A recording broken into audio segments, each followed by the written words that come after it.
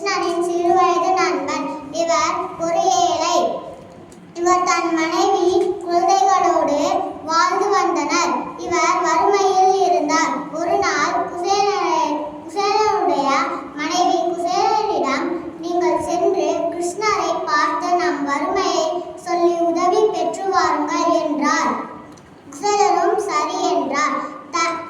தான் போய் கிருஷ்ணரை பார்க்கும் போது ஏதாவது சாப்பிட எடுத்து கொண்டு செல்ல வேண்டும். என் நண்பனுக்கு அவுள் பிடிக்கும், அதை எனக்கு கொடு, நான் எடுத்து கொண்டு செல்கிறேன் என்றார். மறுநாள் அரண்மனைக்கு சென்றார். அவருக்கு சிறு தயக்கமாக இருந்தது. சிறுவயது நண்பர் இருந்தாலும் இப்போது அரண்மனையில் மதிப்பு உடையவர், தன்னோடு பேசுவாரா என்று நினைத்தார்.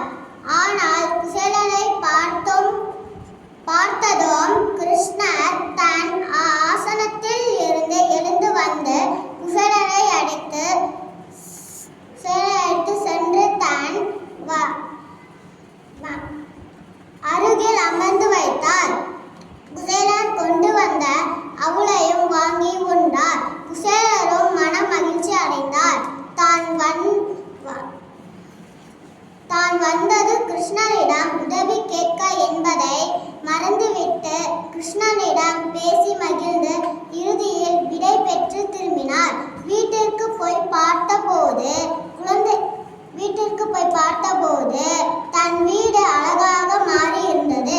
தன் மனைவி குழந்தைகள் புதிய ஆடைகளை உடுத்தி இருந்தார்கள். அப்போது தான் புரிந்தது குசேலனுக்கு, தன் வறுமையை நாம் சொல்லாமலேயே நம் வந்ததுக்கான காரணத்தை புரிந்து கொண்டார்.